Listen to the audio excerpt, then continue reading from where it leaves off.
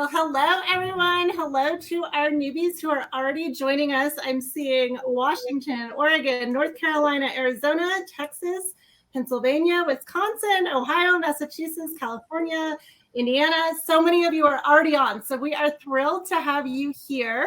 We are going to go ahead and get started, introduce you to all of your Sonlight mentors, and talk a little bit more about what the Sonlight Newbies group is going to be this year.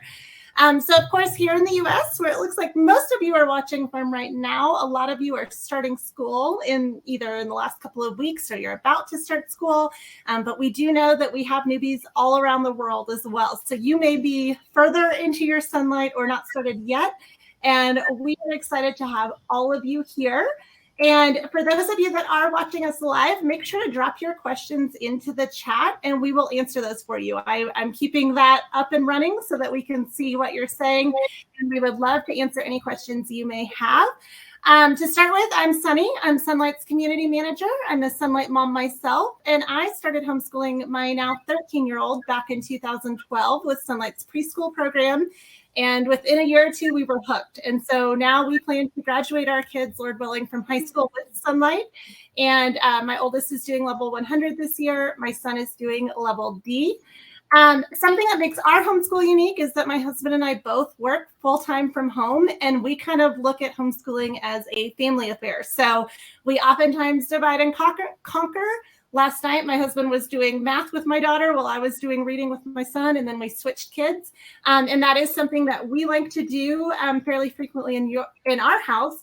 But I know that is very different than everyone else. So I love to tell people when they're starting out, think outside the box when it comes to your homeschool, and remember that no one's homeschool looks exactly the same. So our mentors are going to tell you a little bit more about theirs and what their homeschool journeys have looked like as well. So let's start with some introductions. You've, of course, probably seen your Sonlight mentors in the app already or received messages from them. Johna, you're on the top, so let's start with you. Do you want to tell us a little bit more about you and what homeschooling has looked like for you guys? Hi, I'm Johna Lawrence. I have 4 children that have all graduated from Sonlight, so I'm a veteran homeschool, first year of not actively homeschooling with my kids. We have shared HBLs. We have done three simultaneously, if I can get my words out. And we've always been involved in co-ops. So that is our homeschooling journey for 23 years. Well, thank you, Johna. Lisa, you're next on my screen. Do you want to introduce yourself? I'm Lisa. I have 3 children. My oldest went to public school from kindergarten through high school, and that experience caused me not to want to repeat that with my younger 2. So my girls both graduated from our homeschool. We started homeschooling in 2005.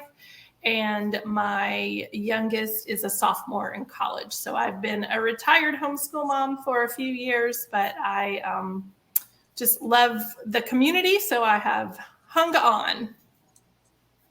Well, thank you for being here. Jen, it looks like you're next on my screen. Do you want to go next? Oh, you need to unmute yourself.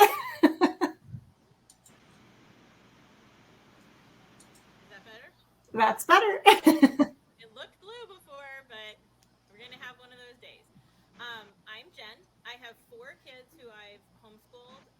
2 are graduated and happily adulting. 1 is starting her college journey this week, actually.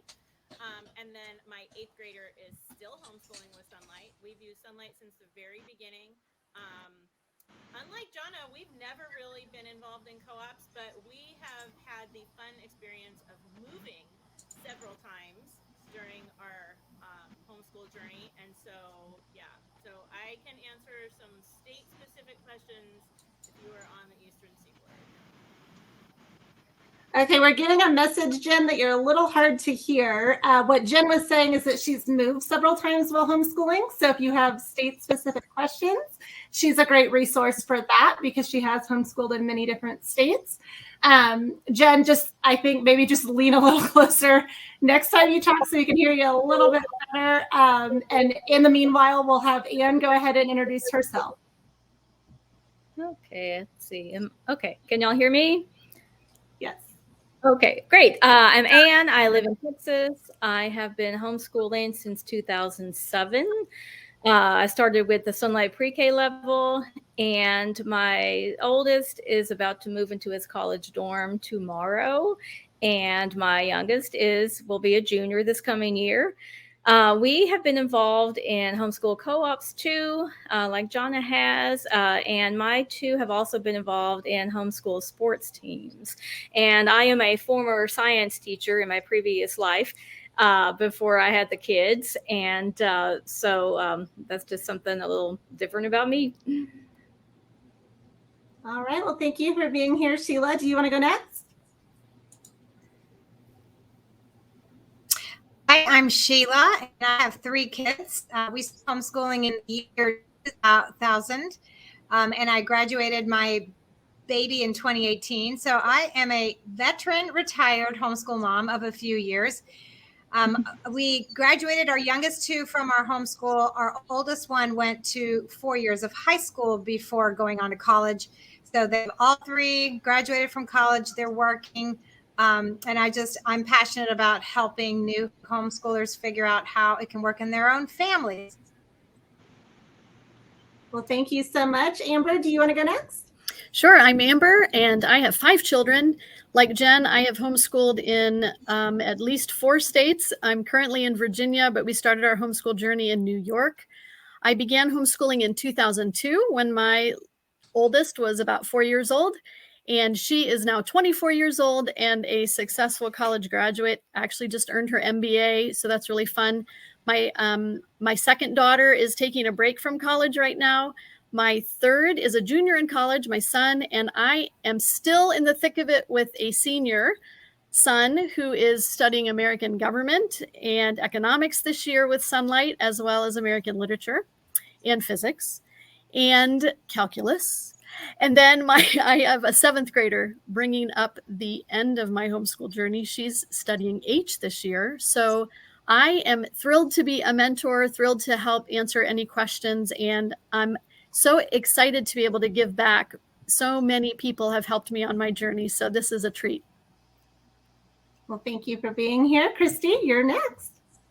Hi, I'm glad to be here. My background is began with Sonlight in another country where someone else had chosen the curriculum for me, and I was thrilled with it. I was right out of student teaching in the U.S. and then going into using Sonlight. I was extremely impressed and used it for my first year of teaching overseas, and then I taught overseas for another year, and then worked with education in different aspects for a few years, and then I taught in the classroom in a public school. And then my son, when he was born, I kind of panicked. I had a baby and I wanted to research every curriculum and get the very best thing. And so I took a year, even though I knew what I loved from using overseas, I still took a year and researched everything to death.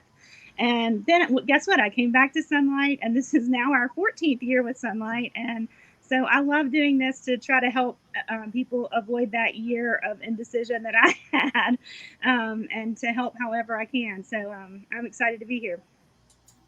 Well, thank you all for introducing yourselves. And for those who are watching, we designed this group to be specifically for our newbies. So you may not be new to homeschooling, but you're all new to Sonlight if you're in this group. So this is designed so that you can openly ask questions or share your successes and ideas with others who are experiencing the same things. We know it can be a little intimidating, maybe asking a new question in the main group where some of those families have been using Sonlight for years and years. They're still a great resource if you need ideas or tips, but they aren't necessarily going through the same things that you are right now. So this is a special place just for you here in the Sonlight Newbies group. And the first Wednesday of every month, there will be live video resources for you premiering in the Newbies group throughout the year. So that's going to help you out with topics that are very common to first-year Sonlighters. And just like today's event, they will air at 1 o'clock Mountain Time. That is 3 o'clock Eastern. So if you want to keep that in mind so you never miss one, or if you have questions to ask about, an upcoming event, you'll definitely want to make sure that you add those to your calendar the first Wednesday of the month. From mentors, let's start with some encouragement. How would you encourage our newbies as they start their year? And how long would you say that Sonlight learning curve usually takes?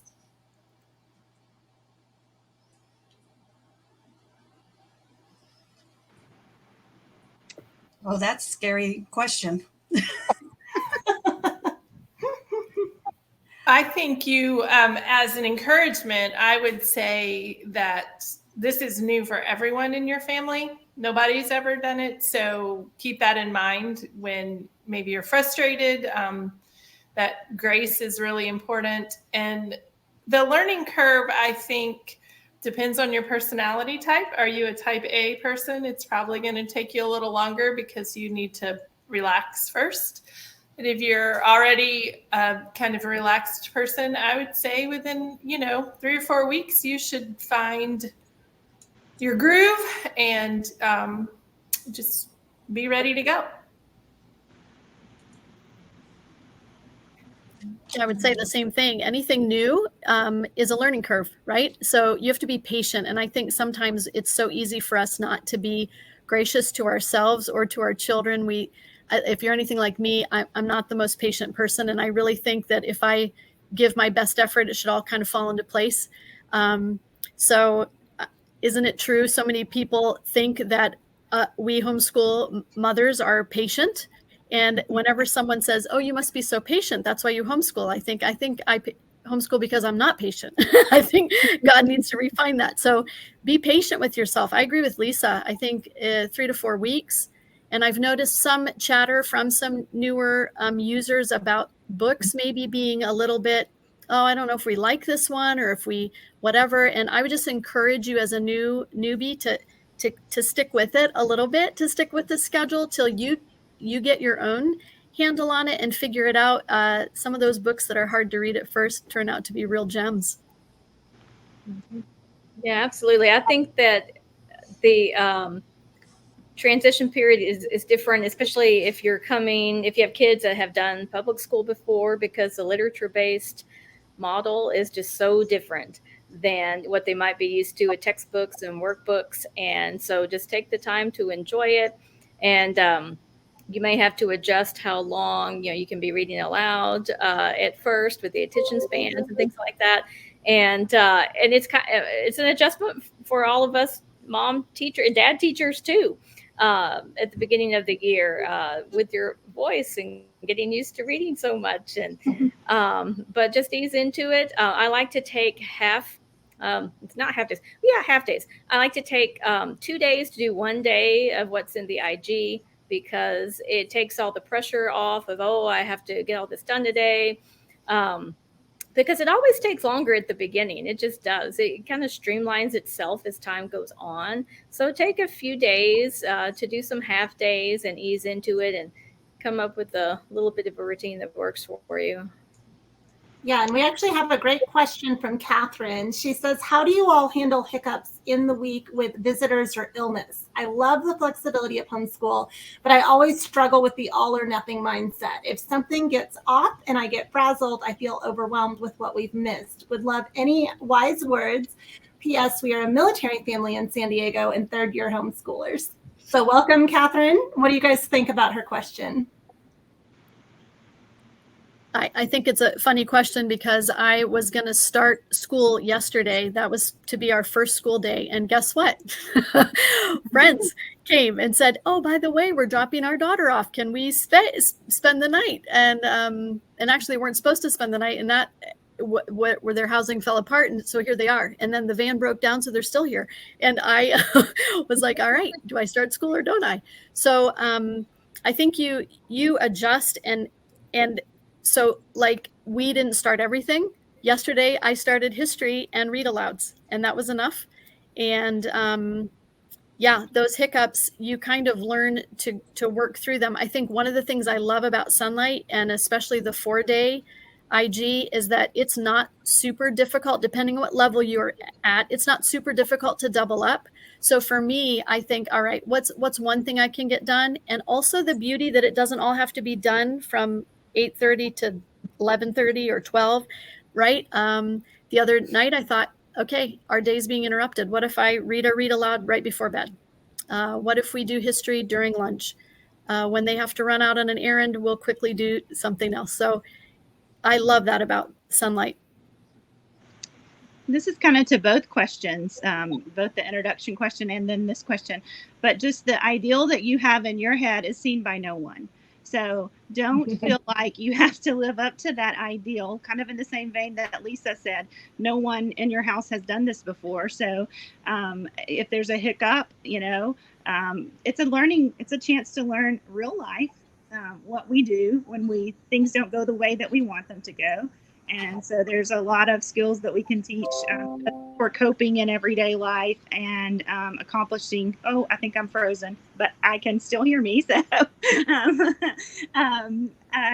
lovely face there. But I do think that basically we can show them how to, respond just through the way that we handle the hiccups. And then also knowing that every day, like what we're expecting, that expectation in our head is something that they can't see. And so for my son, he told me, one of my third son, he told me when he was in about 4th or 5th grade, he gave me a little insight to the early years. And he told me, I had no idea we were doing school until I started math, because he did preschool and he did pre-K and he did kindergarten. He started math, and he said, I knew when I sat at the table and did math, oh, now I'm doing school. But he had no idea. He just thought everyone in the world was out there in their houses getting on their couch and reading books. He just thought everybody did that. So if it's a way of life, I think you can build that, and just don't be, just don't try to meet that, ultimate expectation that you really want to meet in your head. Nobody else is holding you to that standard, so don't hold yourself to it either. Yeah, we're getting another great question from Alma. I'd like to chime in. All right, go ahead, Sheila. I'll ask the question after you're done. I was going to say, you have 36 weeks of schoolwork to get through in 52 weeks. So, don't stress out if you a day or two.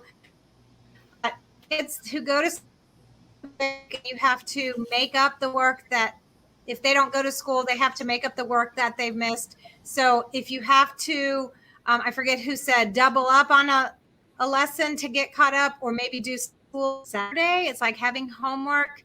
You can do that. Or if it just do 1 week longer in the summertime, that's okay too. Don't sweat that small stuff. Don't get caught up. I'm a box checker from experience. Yeah, and I will say that my homeschool has never looked the same from year to year. So you kind of learn, okay, this year, this season, I need to do this. Like I mentioned earlier, we do a lot of school in the evenings now because that works for us. That may or may not work for you. But definitely kind of play around with the schedule and keep it flexible. Also, a quick reminder, if you don't know, we love to pray for you here at Sonlight, both here in the app, but Sonlight as a company also prays for their customers every single morning. So if you have specific requests that you would like prayer for, go ahead and share those here in the app using hashtag Sonlight Prays, so we make sure we don't miss any. And we'll make sure to pray for you as well. And we're starting to get some curriculum questions. So let's jump into setting your year up for success and actually using the curriculum. It looks like Alma is asking, does the curriculum get updated regularly? I guess my question is, will I be able to use my 8th grader's curriculum for my now preschooler and 1st grader when they're in 8th grade? Ladies, how would you answer that? I would say can. You might want to get a second set of activity sheets just to have in reserve, or know that when you get to that point, you can upgrade your IG for half price and get the extra books, whatever has been changed. So you get the new and improved, but not the same cost. So yeah, I would piggyback on that and say that's exactly what I did. I would keep all my books, and then when I was ready to reuse a level, I would go through my book list and compare it to the current book list and mark the books that were new. And then I would repurchase the instructor's guide. That would give me fresh new pages to track of my attendance. And it would also give me new activity sheet pages for science and for language arts. And with just a few new books, I had the completely updated HBL or science or whatever that is. So you could purchase instructor's guide activity sheet use in 7. I would say if you will use that in 8 years. Yeah, so that actually brings up an important point at Sonlight. When you're setting yourself up, we do recommend that you use the book labels on your books because once you have more than 2 or 3 years worth of a program, you're not going to want to have to figure out for your younger students, wait, was that book in level B? Was that in level D? What was that? These stickers are available on Sonlight's website, and there's different colors for every year, and then they've got the letter or the number, so it makes it super easy to find those books again when you need them for your younger kids. We have some questions about the timeline, location stickers, and doing science every day. How do you structure that? Let's talk a little bit before we jump into super specific things like that about the instructor's guide. Of course, if you have Sonlight make it for you, you get it in the giant binder like this. But that can become quite cumbersome. Sheila actually gave us some tips in her live last week. But ladies, did you or do you carry around the giant binder, or do you make your IG a little more manageable in other ways? And if so, can you tell us that before we jump into specifics in the IG? Yeah, I just take 1 week out of the big binder and put it in a small one to have ready to go. And when I was doing 2 levels, when I had the 2 kiddos doing school at home, I just had the 1 week for each of them in there, and it's just a lot more manageable. And the read aloud and reader questions are in a completely separate section. And that is by design, because typically you might end up, we would end up ahead in those because we just keep reading more and more. And so we would actually just keep the reader questions and the read aloud questions with the book itself. I did suggest that to one mom, and she was afraid that the paper would get damaged, which paper does when it's floating around the house. But you do have permission to make a copy of any IG page for use within your own family, and so you can just make a copy, fold it in half, stick it in that book, and then you've got those questions with you all the time. Mm-hmm. I used my the maps from the front, the laminated maps from the front of the guide, those nice maps, kind of like a file folder. One of those. I would stick in 2 or 3 weeks, maybe 4 weeks in that, and I would put it with my biggest book. If I had a notebook, I might put it behind it so that it wouldn't get bent if I didn't want my pages to be bent. And so that's how I prevented that. I just used that like a file folder. I think too, for many years, depending on your space, I could have my huge IG just laid open on a bookshelf or a filing cabinet, and that's where it stayed. And school was kind of in a central location, so I didn't take pages out, and that I never wanted to take pages out. So that might be your story. Now I live in a place where I can't do that. So I do the same thing as Anne and take a week's worth and put it in a folder, and then I rip out the lessons for Matthew C and stick those in that folder as well. So everything's ripped out right there, ready for me to do. If there were activity sheets to be done, same thing. And then it's just all in the folder for the week, along with the laminated map. Yeah, and we do have some Sonlight users who spiral bind their IGs as well, so that's another option. But yeah, definitely kind of play around with it. Keep folders or something if you do start kicking things out of your big IG, or you will lose those worksheets. I tell you that from personal experience. But yeah, that's a great way to kind of make it a little more manageable. Let's talk about the timeline. I actually have my son's timeline here. And let's see, the question is about how do you do the timeline figures? Where do you put the stamps in? And yeah, basically what is your process for the timeline? I let my son color his. Some people just leave them black and white. What do you guys think? Well, part of my pre-planning was to cut all the stickers out and put them in little baggies in order. I had a shoebox in our schoolroom that had 36 baggies full of stickers. And that was usually a Friday afternoon thing for us to go through and put that week's timeline stickers on the timeline. That was a review for us. Because I am one of those type A persons, I put all the people on top of the line and all the events on the bottom of the line. But you don't have to do that. We did color our stickers until they got too big to want to color them. Then they turned black and white. But that was how we used it. We did not stop the flow each time that came up. We did it as a review at the end of the week. I think it's a great idea to use it as a review. I did not cut out all the timeline figures like Lisa. My kids they would cut out their own people, and it was really hard for me to allow them to do that because some of my kids were perfectionists in their cutting and some were not. And so I tried really hard not to control that and let them own it. But I think another question is often, do we put it at the time, like say the guy was born or the time when he dies? We'll just pick. I don't think it matters. So you will often double up. You'll get a George Washington one year and another year he'll come around again. So if you pick first, then the next time he comes, you can put him at when he died.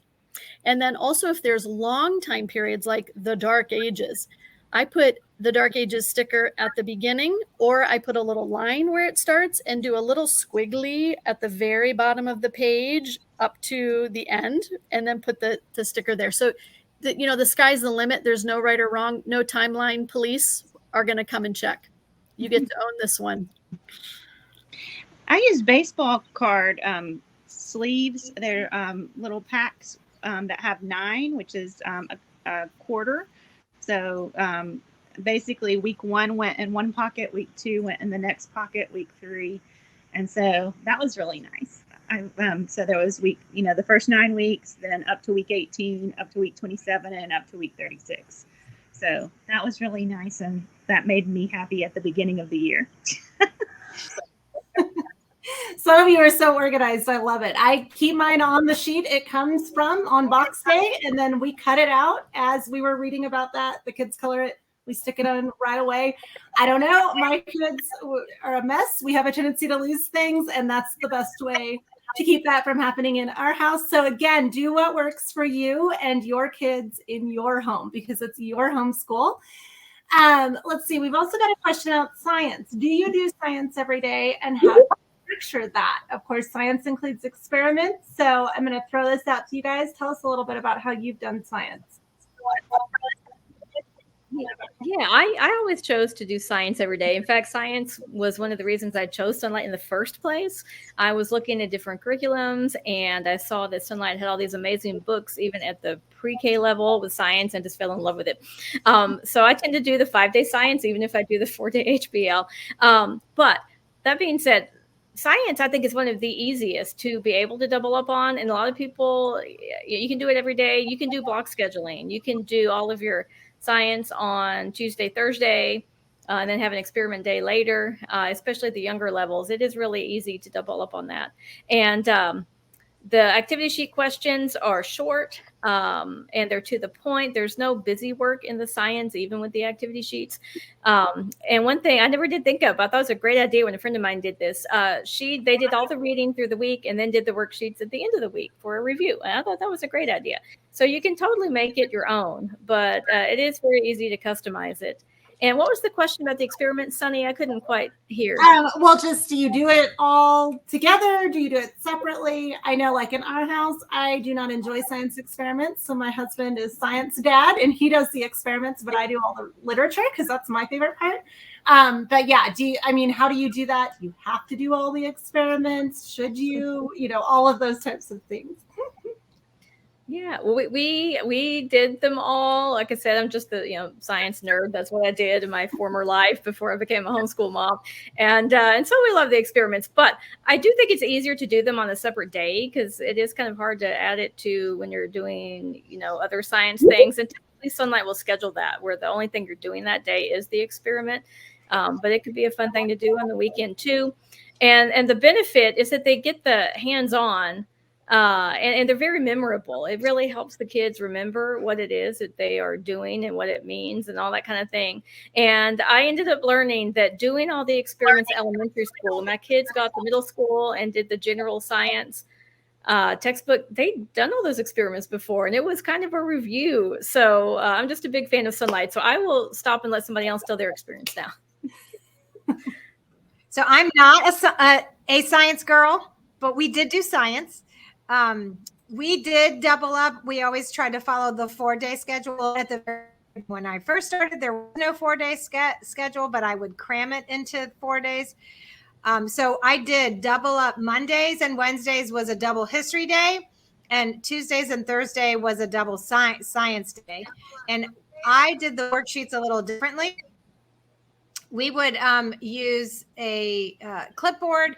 And so the kids would have the worksheets on the clipboard. They would read the first questions, they knew what they were listening for. And then when I would read and get to the part where they need to answer it, I would stop. They would fill in their worksheet, and then we'd read the next question, and I'd keep reading. And that's how we did something. Yeah. Juliana, welcome. Said in here, remember your why for homeschooling. That's great advice. For her, it was because we are to train up our children in the way they should go, coming from Proverbs 22:6. That is excellent advice, Juliana. And I do encourage people, if you're struggling, remember why you're doing this in the first place. It is something that a lot of people choose not to do. So it can feel very challenging and overwhelming, but that is great advice. Blanche clarified, do you put the stickers on the included map? Timeline stickers go on the timeline. I'm not sure if you're talking about the smaller map in the IG or the bigger markable map. In either case, those are to help you identify the locations you're reading about. Does anyone want to talk about the mapping options, just briefly, what that looks like and how you use that map? The maps, the small maps that come with the IG are really nice because in your instructor's guide, when you read about a place, it will tell you which map to look at and where to find it. So you can look at that small map very quickly, and it will tell you, hey, it's on map 3, whatever, and you can find it really quickly. The wall markable maps are really wonderful to take, especially your smaller children, with the marker. And of course, one side is the United States, the other side is the world. So whichever side you're emphasizing that year, you'll turn it to that side. Or if you're like me, I bought 2 so that I could always be showing a United States and always showing the world. And then when you read about anything, you use a wet erase marker. I'm forgetting what they're called. A wet erase marker, and you can mark where it is on the big map. So one thing I have loved about Sonlight is that it integrates geography. Like, we're just doing geography all the time, and our kids are very literate when it comes to maps and what's on them. For a long time in my home, I put maps on my table and covered them with a clear tablecloth, so that even while we were eating, we could be looking at places on the map. That was a super fun thing. Yeah, that is great. We also have a question about homeschooling successfully with age gaps. I have a kindergartner and a 7-month-old, and it's already a bit challenging with nap schedules or lack thereof. How do you manage when both kiddos are homeschooling? That was actually my kids. Mine are 5 years apart, so I had about the same thing. I discovered baby wearing at that time and would just wear my youngest around on my chest or my back while I was teaching my daughter. But I know oftentimes we have people, if you're homeschooling a preschooler, maybe that have a toddler or an infant. How did you ladies manage more than one kid at a time, especially if you do have a large age gap? Well, I don't have a huge age gap, 3 years. So I did homeschool for several years the oldest, while the youngest was too young. And quite frankly, she ate a lot of snacks. She sat in her high chair and she ate a lot of snacks. I also had toys or activities that she could only do in the high chair. So if it was scissors or markers or Play-Doh, she knew she had to get in the high chair to do that activity. And so she sat there and did whatever it was she wanted to do while we were doing school. But the reality is that when you have more than one student in your home and they are of different age, it's not like school where you're going to have 1 hour to do math and 1 hour to do history or whatnot and have no interruptions. They live there and they're part of your family. And so there's going to be times when you're reading to one and the other one interrupts you. It's a training opportunity and it's a way to live together as a family. You know, when I'm doing things, sometimes my husband interrupts me. When he's mowing the grass, sometimes I need to talk to him. So I go out there and make the, motions and he turns the lawnmower off and we chat for a minute and then he gets back to what he's doing. So it's kind of like what Christie said, that ideal in your head, that may not be your reality because people live in your house.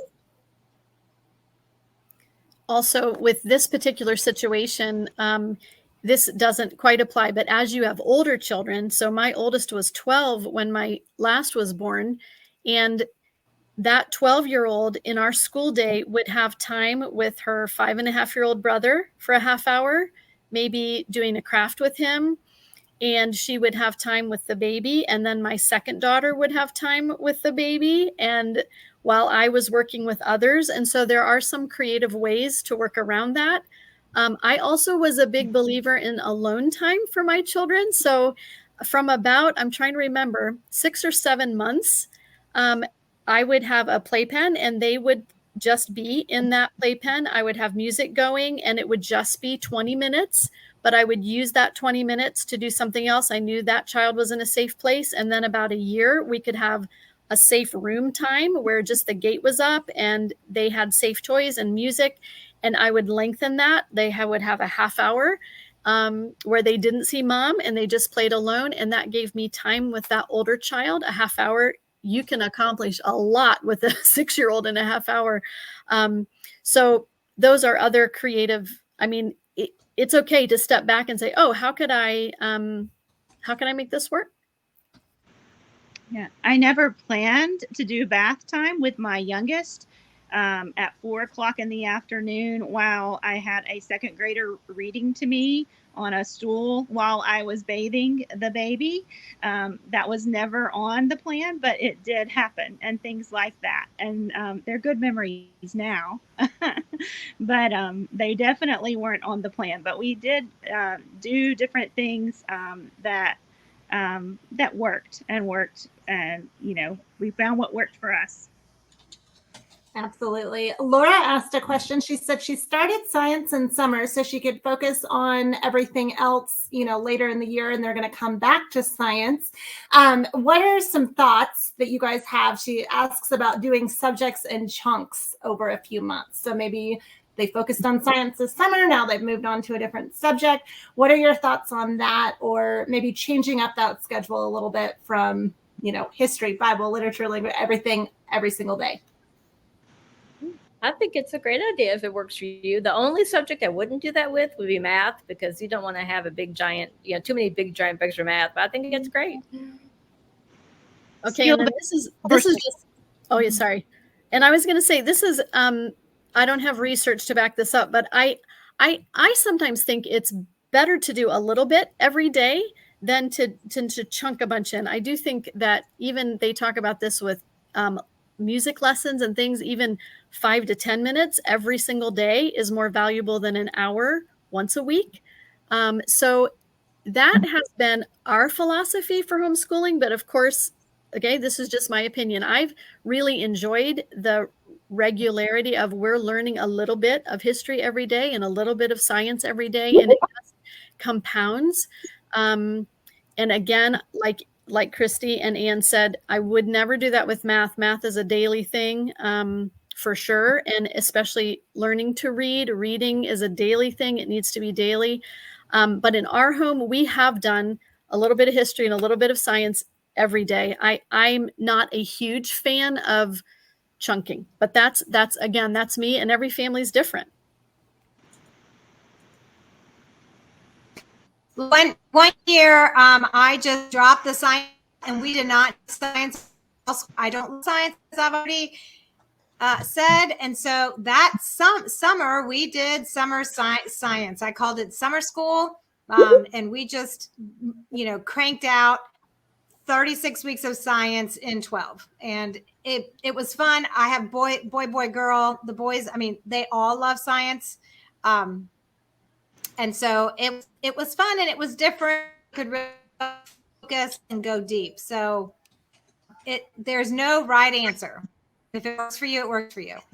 Hey, ladies, real quick. I've been trying to get us full screen again. I don't know if you knew that we're just on the top. Our group is trying to refresh our stream. So if you get disconnected, just come right back in.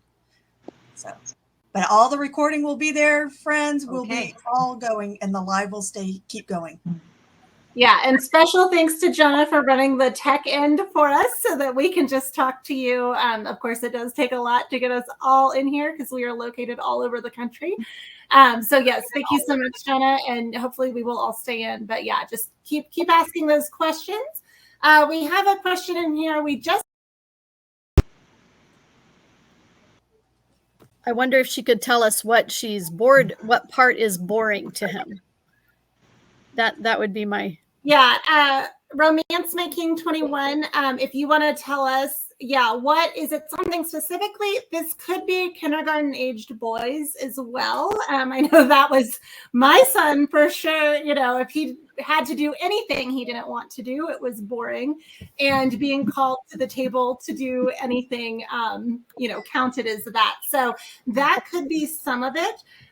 With Sonlight, we don't really do things in grades. It is more, that's why we have the lettered and numbered levels. So I would caution you about going too fast, because if it gets too hard, it becomes drudgery and that child is going to hate it. But continue reading stories. If he's not liking the history or something like that, you could potentially change to a different HBL. But let's wait till we get some more specifics on what he's bored about. But I will tell you, my son is now 8 and just now at the point where he understands school. This is what we do. I don't care if you like it. We're going to do school. And it took a long time to get him there. So just be encouraged that they will eventually get there. Let's see. Laura's saying, okay, this is about her G, that she takes 1 week at a time and puts it in a mini folder, including Read Aloud and Readers. That is great. If you want to take school on the road. Shada is asking about Math UC, that it doesn't come with an actual plan. Can you guys clarify where people can find their math schedules, their handwriting schedules, anything that doesn't come in the Sonlight IG? Yeah. So your math schedule is in your downloads under your account. So Math UC would have a schedule, Right Start Math, Horizons, Saxon, Mequon, Singapore, all those will have their own schedule for whatever you purchased. Handwriting, you can get on there's a link on the website. I'll try to drop that in your chat right now. Yeah, that download section of your account, which is a little known treasure trove of things. So if you just click on your name when you're logged into your Sonlight account and click on your name, one of the choices is My Downloads, and there is a plethora of information there that is helpful, including your math schedules, but there are articles and explanations and field trip pages and extra IG pages and just a lot of things there. So if you didn't know that you had some downloads, or you've never taken the time to go look, that's a worthy use of your 15 minutes for sure. Yeah, absolutely. Sunny, I wanted to talk about the boredom question. Yes, go ahead.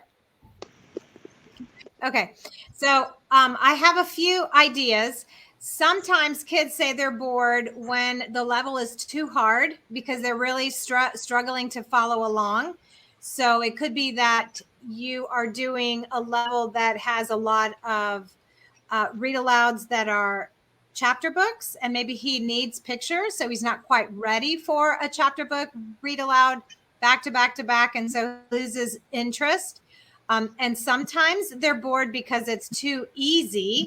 They already know it. It's boring because, you know, they're ready for it's a little bit. Yeah. So when you get back to us about the boredom question, I would be interested in knowing what level you're doing, the age of your child, and what exactly is boring.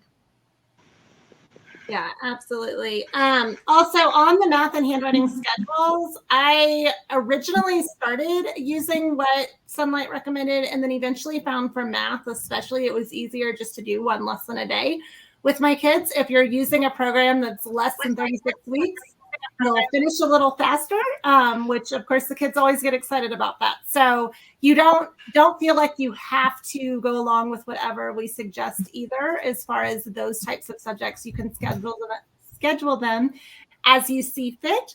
Let's see, we have a question about, this is our first year with Sonlight, and we accidentally purchased package C and not B plus C. Will that hinder us in any way? Let's talk about what some of her options might be for that. And then also, can you ladies talk about our love to learn, love to teach guarantee? Because that might be a good option in this case where you've ordered the wrong program as well.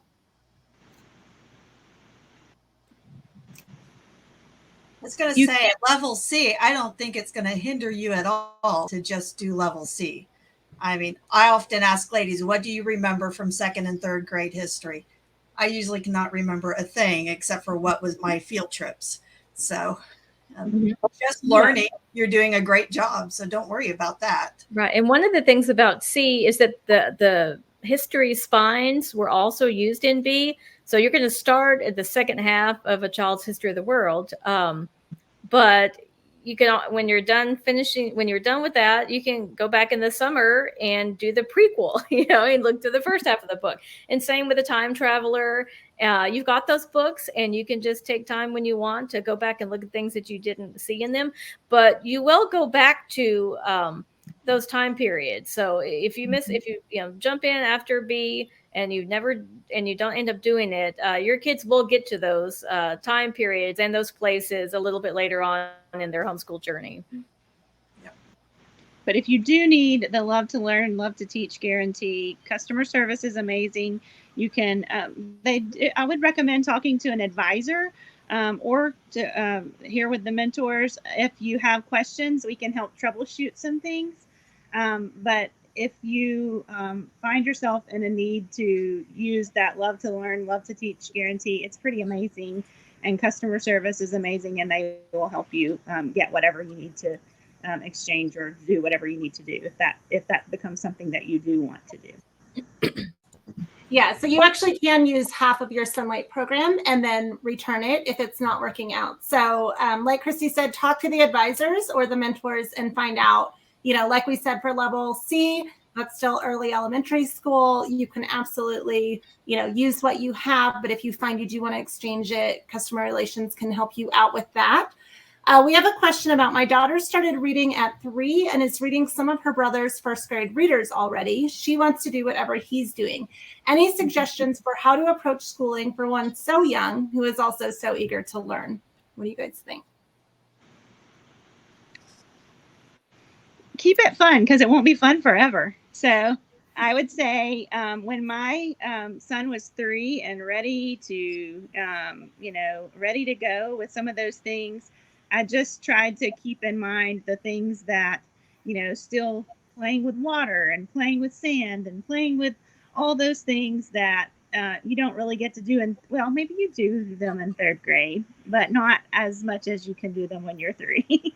So I would say, I did include my eager learners in some way, but I didn't feel the need to, continue, may put them on a schedule or, anything like that. They would kind of come and go from reading. If they were really engaged in a book, I had a 3-year-old who would say, "This is one of my books. please don't read this if I'm taking a nap. He would make us promise that we would not read the book before he went for nap. So definitely include them with all that enthusiasm, but I would say keep it fun. Colette was asking for the verse that Juliana mentioned earlier. I think I would. Sorry, Sheila, you're really delayed. I keep cutting you off. Go ahead. I don't know why I'm plugged straight into my. I don't understand. I would say yes. Let your if she wants to read the books that her brother is reading, I think that's fine. But I wouldn't try to push her into that same level, especially at 3. So if you wanted to talk about letters and the sounds they make, and then I would start with the capital letters. That Handwriting Without Tears has, the wooden shapes, because a lot of times the 3-year-old, their fine motor skills are just not developed enough to be able to actually hold a pencil correctly and form the letters in the right way. They can read it, but that doesn't mean that they can write. And so there's going to be a discrepancy between the two. And I wouldn't stress about it. Don't worry about trying to get the writing at the same level. She's only 3. So like Christie said, let her enjoy doing 3-year-old type things. But if she can read it on her, great. Let her do it. But I wouldn't feel like you had to start 1st grade. A fun thing that we did, if we were studying the letter M or something, I would have my oldest son take one of our plastic letter M's that we had around the house and hide it in the living room. And then the 3-year-old finds it while the older child can do has a minute to do their work while the 3-year-old is searching and playing hide and seek, which is great for them. And that was fun. So try to think of ideas like that make it fun, but include them. They like to be included, but especially if the oldest brother hid something, then the younger one wanted to find it because he was everything, so. Yeah, those are great ideas. That's another great way to get younger kids involved too, like you were talking about earlier. Colette asked for the verse from Proverbs. It's Proverbs 22:6 that Juliana shared with us in the comments. Let's see. It looks like Kathleen says my son is. Oh wait, nope, that's the one we just did. Sorry. Let's see. Scrolling through these. Can we get this as a recording later? So much great info, but I'm getting a lot of buffering and pauses. Yes, so hopefully our tech issues are cleared up, but we will post this right here in the Sonlight Newbies group. And all of our lives, if you come in the middle or the end of someone's live, they will all go into the app when we're done. So you can always watch the replays, or if you miss one of them, you will be able to see them here. Let's see. Any working mamas? I'm a nurse and work mostly weekends. My husband will be helpful as he can, but his work responsibilities will be pretty restrictive most weeks. I love that we do school just 4 days a week, but they won't always be the same 4 days each week. Does anyone have experience with a situation like mine? Well, welcome, Nelson Pham. I actually worked in healthcare prior to working at Sonlight on a 3/12s nursing schedule. So I know this one very well. That's when I started homeschooling. And you will find in this group that there are a lot of part-time working, volunteering, full-time working moms and dads in here. And so you can probably get some great advice. But like I said earlier, we school at night because that's what currently works for us. Weekends are a great time. Jen, I know you have a lot of great working homeschooling advice. What ideas would you give as well for this? Can we not hear you still? No. Okay, well, we will get some more information into the app for you. There is a video on YouTube that we recorded back in January where Jen and I and one of our other Sonlight SECs, those are the women you meet at convention, talked a little bit more about this. Also, this is a potential topic coming up for our Homeschool Helps and Hacks series. So what our Homeschool Helps and Hacks are, those are going to be live events the 3rd Thursday of every month in the main section of the app. So I encourage you all to participate both in our newbies events, the first Wednesday of the month, but also our Homeschool Helps and Hacks go into the main section for everybody, no matter how long they've been using Sonlight. Our first one starts next Thursday, the 25th. That will also be at 1 o'clock Mountain Time, 3 o'clock Eastern. And going forward, those will be the third Thursday of every month. So that is a topic we're considering for helps and hacks. But again, you will, if you have any questions about working in homeschooling, pop those in the app and you will get a lot of tips and advice from other working moms and dads. Let's see, a few of you mentioned being parts of a co-op. Where are those Sonlight co-ops? And so let's talk a little bit about options for that. We do have in-person Sonlight Connections groups that you can join or you can start if there's not one in your area.